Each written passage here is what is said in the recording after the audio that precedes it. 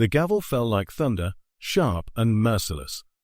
It echoed off the stone pillars of the county courthouse, splintering the heavy afternoon silence. Dust curled around bare ankles and scuffed boots.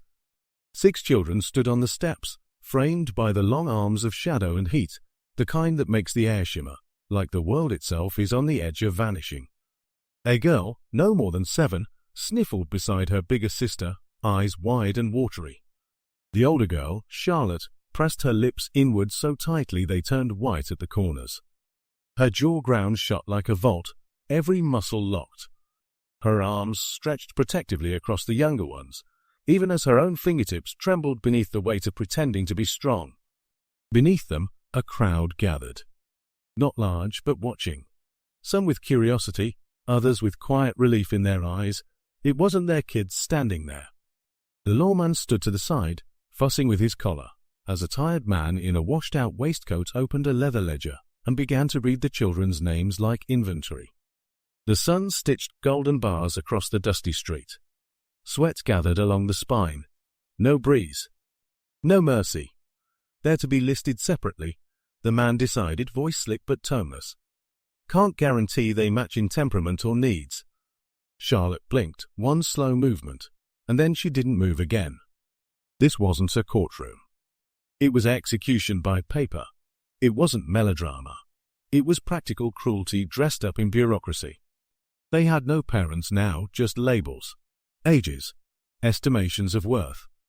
And in this town, silence kept everyone civilized. No one cried out. No one stepped in. Until someone did. A stranger nobody remembered seeing before, wearing a vermilion bandana and a long black coat, stepped through the heat mirage and lifted his hand. Every jaw on the porch shifted. Not because of the bid, but because no one had ever asked for all of them.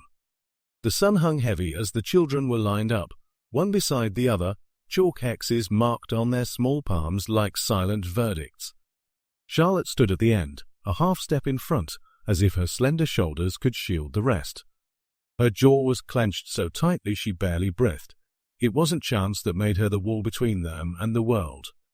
It was instinct, because trauma writes itself into the architecture of a child's mind, and Charlotte's had been under construction for years, and every nail was memory and sacrifice. This is what separation looks like before it happens. Confusion masquerading as calm, stiff shoulders pressed together, eyes flicking like birds in a cage. The younger ones clung with phantom fingers to backs already too small. Sarah's hand trembled as she held her brother Ezra's.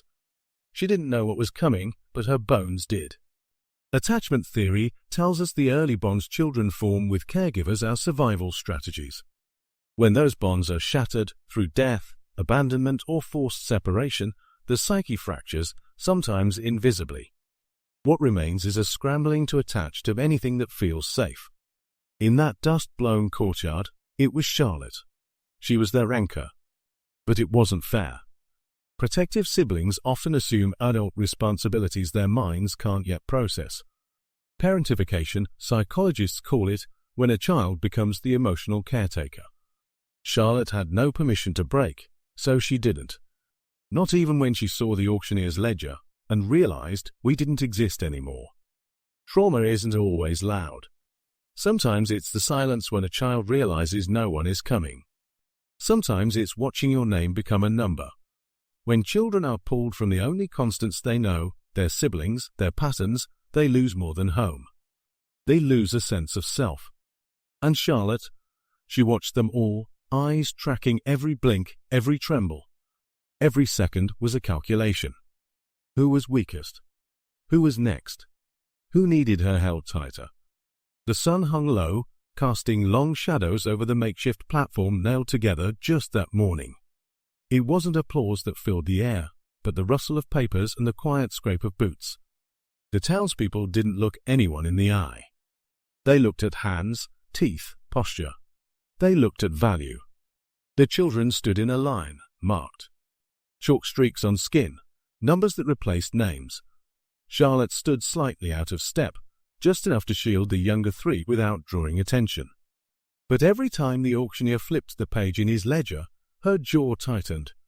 There were only 6 names left. A small girl was called. She didn't cry. She turned once, just once, to catch Charlotte's eyes. No tears, just goodbye. The crowd shifted, murmured. Some hands clenched, but none were raised to stop it. Because it wasn't cruelty, not to them. It was necessity. Survival. Orphans weren't babies here, they were mouths to feed, problems to fix. The people had towns to run, tools to fix, harvests to count. What was one more child or 5 fewer? Psychologically, this moment wasn't unique. It was textbook dehumanization, an unconscious distancing the mind performs to justify harmful action. The townspeople didn't see children. They saw burdens reassigned. Their detachment wasn't evil. It was efficiency. And then there's the bystander effect. One person standing alone feels powerless. A crowd shares that impotence until it feels like agreement. The longer no one acts, the more justified their silence becomes. Until cruelty wears a suit and goes by protocol. Charlotte looked down at Sarah, her arms frozen around a wooden horse. Ezra's hand searched for hers but didn't grab. They all stood like statues from a past already buried. The auctioneer cleared his throat. "Next," he said. The murmurs were thinning like steam in the summer heat, just quiet enough for the girls to hear the sound of boots on old wood. Everyone turned. A man stepped from the edges of shadow, black coat brushing the dust, brim of his hat low like he meant to hide his eyes. But something about his presence didn't whisper, it cracked through the silence like a match struck in a dark barn. $20, he said. His voice was low, steady. Not raised to carry, but somehow it did. At first, no one moved. The auctioneer blinked, ledger halfway shut as if the page had frozen beneath his fingers. The man didn't answer right away. He looked only once at the line of pale faces, at Charlotte with her jaw locked and fists clenched like she might punch her own fear down. Then he turned back to the auctioneer.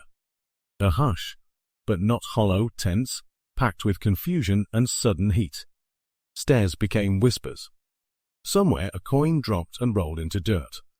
The auctioneer asked, voice stretching thin, questioning decorum. The man withdrew a soft leather pouch and placed it on the platform.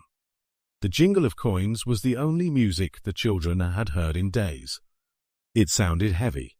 Sure. Charlotte didn't move, didn't blink. Her body flared with instinct. Protect. Analyze. Trust no one. Psychologists call it disruption of schema, the breaking of a world so predictable in cruelty that kindness doesn't make sense. You're suspicious of mercy because you've survived too long without it. Who was this man? What did he want? Saviors don't appear walking out of shadow with no demand for gain. Was he a ghost?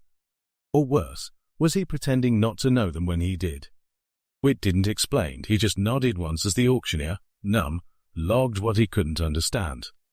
The children weren't bought. They were taken, all of them, back under one name, one gamble. As they followed him through the silence, Charlotte's grip tightened on Sarah's hand. The fire crackled low in the hearth, and for the first time in days, the children sat at a table lit by more than moonlight. Tea steamed in mismatched cups. A tin of lemon drops sat open, casting a faint citrus scent into the air. It should have been comfort. But to Charlotte, it was a ghost wearing a warm face. She watched Whit from the far corner, his back to them, stirring a kettle like he'd done it 100 times before. Maybe he had. Maybe he hadn't. But he moved with the kind of rhythm that betrayed memory, not chance. Charlotte's eyes narrowed. He'd called Sarah by name before anyone told him. He'd handed Ezra a stick of mint gum, just like their father used to keep rolled in his shirt pocket. He'd reached down with barely a glance and stopped Mason's hand from shaking like he knew when it would start. It wasn't right. Psychologists call it recognition memory, the sense that something is familiar even before proof touches it. For children exposed to trauma, it's more than a memory. It's survival. Because when the world makes no promises, your gut becomes law. Charlotte's gut screamed. She saw things the others didn't or wouldn't. Mason curled into the same corner, cradling the lemon tin like it was holy. She remembered seeing that tin in her mother's sewing basket. lemon drops, just for the ride to the river. That tin hadn't been around since before the fire, before the silence. Her fingers traced the grooves. Same dent. Same faded flower. She looked up at Whit. He didn't notice. Or pretended he didn't. Children like her, parentified, hypervigilant, don't feel safe just because the threat isn't visible. They know the real danger hides in familiarity. In lullabies sung just a beat off. In a voice that forgets its own pitch. The others ate. Charlotte watched because something about this man wasn't kindness, it was memory repurposed. A pattern she couldn't name yet, but recognized all the same. And just outside, a branch snaked across the window glass, not a storm. Movement. She didn't frighten easily. The cabin was nestled deep in a hollow, swallowed by thick pines and silence so complete it pressed on the children's ribs like guilt. Whit slid open the door with a creak that sounded too loud for safety. Dust motes swirled in the single shaft of light spilling from the rafters. Charlotte's eyes landed on the uneven floorboards, the stove with rusted hinges, the locked trunk that wasn't locked at all, just closed. Every instinct in her small chest thrummed. This was shelter, not safety. The others filed in, cautious but hopeful, clutching blankets or silence. Sarah curled in a corner with her horse. Ezra traced a spiral onto the wooden floor. Mason lingered, staring into the shadows like they whispered his name. Whit lit the lamp. The glow warmed the walls, but didn't reach the corners. He said little, just handed out bowls of something hot enough to sting, and sat with his back to the only window. He checked his revolver once, twice. Too often. Charlotte didn't sleep. She sat with knees pulled to her chest, watching lantern light flicker off Whit's shoulders. Every movement, every breath, catalogued. When Whit dozed briefly, she crept to the corner. That tin from earlier, she found it tucked away in his coat. Lemon sweets, her mother's favorite. Exact kind. She hadn't known they still made them. That's when she knew. This cabin wasn't randomly chosen. It wasn't just a safe house, it was a memory. Someone else's. Maybe his. Maybe. There's... A footstep outside startled Sarah awake. Charlotte froze. Whit didn't move, but his fingers pressed against the revolver. There were lights. Not lanterns. Different. Spread out, controlled, search formation. Charlotte grabbed Ezra's wrist silently. Mason's eyes locked with hers, and something passed through them. Not just fear. Recognition. Whit stood slowly. "Stay quiet," he breathed. His voice was soft, shaking. Not fear, but something heavier. Out there, someone was looking for them. Not to help. Not to heal. Someone with a name Mason used to have. And inside, a man who once left. Now he had returned, and the safe house was no longer safe. Only history. The night fell unnaturally quiet. Inside the cabin, the children sat close, their silhouettes trembling behind stacked crates and hastily drawn curtains. Charlotte stood by the door, her hand not on a weapon, but on a tin of lemon sweets, her anchor. The air crackled with more than fear. It crackled with expectation, with memory, with something ancient and pulsing in the bones of children too young to know what war should feel like. Outside, a lantern swung, casting fractured light across the clearing. The rhythm of footsteps in the woods wasn't hurried, it was deliberate. Someone wasn't rushing to catch them. Someone was waiting to be found. Whit moved like thunder withheld. He set the revolver gently on the table, but didn't touch it. His eyes flicked between the door and the children. His words, when they finally came, were low. "Remember the game," he said. "When I knock twice, you don't open the door."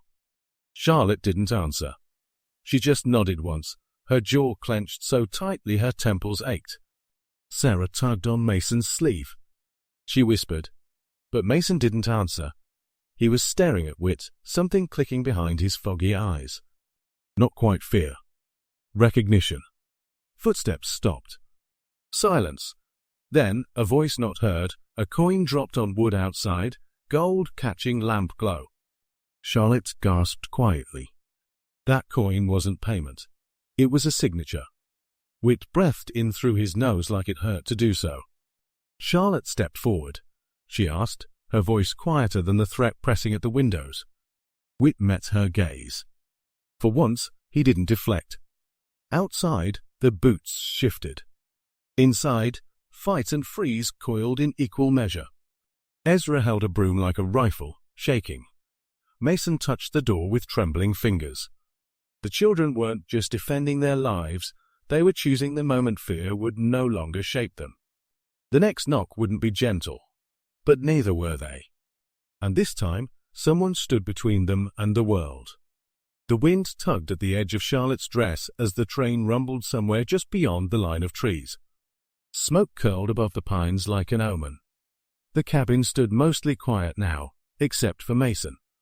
He hadn't spoken in days, only stared at hands that shook, as if they were remembering something without him. And then it slipped. Not a scream, not a scene. The words tumbled from his mouth like stones dislodged by time. Everyone froze. Even Whit. Charlotte turned sharply. Mason's eyes weren't on her. They were drifting, searching a memory only now starting to resurface. There was a porch, he said softly, with blue chairs. Temperance, seated in the corner scraping names into new lives with ink and fire, paused mid-stroke. Whit shifted, but didn't speak. He had spurs, Mason added, voice thin. Gold ones. Charlotte's heart rattled in her chest. Mason's gaze locked to a knot in the wood floor, distant and full of storm. He called me something else, not Mason. Recognition swept through them like a gust. It wasn't just memory, it was the fracture of truth. There were too many secrets wrapped around this boy, too much intentional forgetting. Documents forged. Identities pruned and replanted. Whit stood then, slow. Pain written into the motion. Temperance's voice came like a blade. Charlotte crouched beside Mason, her voice a whisper. He blinked, a tear slipping free. There it was. A name like a match dropped into dry leaves. Jonas, the name erased by men who feared what he might become. The child of someone powerful or dangerous, both, perhaps. A child marked not just for survival, but for silence. Charlotte looked at Whit, at the way he didn't react, and she knew. They hadn't stumbled into danger, they'd been born inside it. The fire crackled low in the stolen hour before dawn. Ink pooled on parchment beneath Temperance's hand, each forged letter a borrowed future. The cabin was silent save the wheeze of the lantern's flame and the scratch of desperate reinvention. Charlotte stood by the window, eyes fierce under shadows. She watched the darkness shift between the trees, knowing the difference now between quiet and safety. She asked. It'll hold long enough, Temperance replied, not looking up. Her fingers, stained with soot and secrecy, moved with surgical certainty. Papers, aliases, railroad line tickets dated backward, none of it elegant, but all of it believable. Mason's new name sat on the table like a loose tooth. Jonah Clay. Age 8. No mention of former history, family, or fate. But fate never asks permission. Mason had been too still lately. When he spoke now, it was in riddles. I used to know a horse with white on her nose. Named her Echo. Memory was drifting back in pieces, each one jagged. Sometimes it arrived as a dream. Sometimes as fear. Charlotte saw it first, the boot print in the riverbank behind the cabin. She didn't alert by scream, but by motion. A spark in her posture. She moved like flint striking stone, fast, focused. She found Whit on the porch, hand already on the revolver he hated to touch. Mason's gone, she said, barely breathing. No panic. Just fire. Temperance tucked the forged papers into her duster, stood, and nodded once. He wouldn't have gone far. If they took him, they want silence. Whit didn't speak. Just leaned on instinct and started toward the trees. Mason hadn't been taken without noise. Only Charlotte had heard it, a shift in the wind, a sharp intake of breath where there should have been none. So when she grabbed the revolver Whit left resting on the cabin sill and ran, it wasn't out of impulse. It was out of knowledge, because family isn't just who you come from. The platform hissed with steam, dusk bleeding across the rails like spilled ink. A train idled, ready to swallow secrets whole. Charlotte's boots slapped against the wooden slats, lungs burning. She didn't wait for orders, didn't cry out, just ran. Somewhere up ahead, Mason was in the grip of vanishing again. Temperance had said there'd be a window 2 minutes before the last whistle. Wit. He was a shadow in the fog, already carving distraction out of chaos. A flare of gunpowder cracked in the distance, official voices fractured in confusion. But Charlotte barely heard. It was part of the story they'd never been told, the one where children weren't just lost, they were hidden. Charlotte's fingers tightened around the revolver. Wit. Heavy, cold, and too large for her 10-year-old hands. She didn't know how to fire it, but sometimes the illusion of power is enough. She stepped between Mason and the stranger. He turned, startled, not expecting a child in the shape of judgment. Behind her, the engine groaned. Time fractured. "Let him go," she said, voice dry splinters. No shout. Just certainty. Mason was motionless, his face pale. But then his eyes moved. Toward her. Recognition.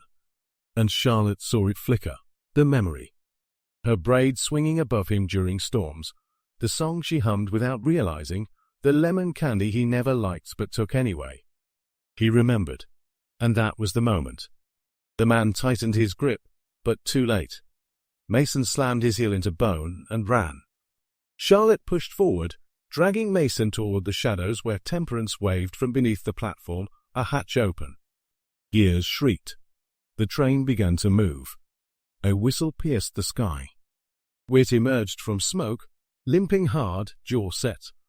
He didn't touch the children, just stood over them as they climbed into secrecy. Last was Charlotte. She paused, looked back. No glory. Just need. The fire crackled softly, its glow throwing golden light across the children's faces. No longer hollow-eyed watchers in an auction line, they sat close together, knees tucked under chins or wrapped beneath shawls too big for their frames. Charlotte leaned back against a fallen log, eyes watching the sky rather than the flames. For once her jaw wasn't clenched. Ezra sketched something in the dirt again, this time not spirals, but letters, careful and slow. Mason held Sarah's wooden horse, now mended with a twig and twine. She trusted him with it. That said more than words. Wit stood apart, revolver in its holster, untouched since the train. His coat still heavy, though lighter without the secrets it used to carry. The way he glanced toward the children, it wasn't of ownership or obligation. It was reverence, as though he'd been witness to something sacred. They hadn't been adopted. No legal guardians, no official names etched into registries. But there, beneath the hush of the high mountain wind, something more enduring took hold. Charlotte turned toward the fire. "We're not lost anymore," she said softly, as if testing the words on her own tongue. Mason smiled, not the distant one, not the half-ghost expression he wore at the courthouse, but something full. Real. No, and in that word, free, came the weight of everything they'd survived. The psychological chains of trauma, of silenced names, of being less than human, hadn't fallen all at once. But here, in this clearing carved from escape and defiance, they were loosening. The children didn't sleep tucked behind fences or numbers anymore. They slept under stars, held warm not just by blankets, but by certainty. Not that the world was safe, but that they had each other. When someone, maybe Ezra, maybe a traveler they'd one day meet, asked who they were, they'd answer with more than names. They'd answer with history made whole, with a trust rewritten through ash and effort. They hadn't chosen each other. But now, together, they chose what came next. The dust has settled, but echoes of this story linger, etched into the faces of 6 children who chose each other when the rest of the world turned away. This wasn't just a rescue. It was a rewiring of the human spirit. A quiet revolution where trauma didn't stop time, it forged a bond stronger than blood. Some may look and say it was the stranger who saved them. But maybe they saved him first, because healing doesn't always begin with safety. It begins with connection. Charlotte's courage wasn't loud, but it moved mountains. Whit's guilt didn't consume him, it carved space for redemption. And Mason, the forgotten boy, became the linchpin in a story that almost disappeared. What happens to a child torn from identity? What happens to a child who refuses to forget? Psychology shows us that healing doesn't follow order. It twists, it relapses, it surprises. But it begins the moment someone is believed. When someone is seen, not as a burden carved into a ledger, but as a whole human worthy of protection. This tale isn't just historical fiction, a dusty corner of imagined grief. It speaks to real psychology. The way trauma reshapes the brain, how resilience is built in layers, and how children, yes, children, can lead professionally untreated paths to survival through instinct and love. And found families? They're not second best. They're often the ones that save you. If this story moved you, taught you something, or reminded you of a truth we forget too easily, that empathy is courage, then stay with us. Subscribe to this channel for stories that blend cinematic narrative with grounded psychological insight. We're here to explore minds, both broken and brave. Comment below. What moment hit you hardest? Which child reminded you of someone in your life? And most of all, share this video, because the more we understand each other, the less likely we are to be the ones who turn away in the face of injustice. The mind may fracture, but stories rebuild. And you? You're now part of this one. Let's keep exploring. Let's keep remembering. Let's never stop asking, what stories go untold, until someone finally listens.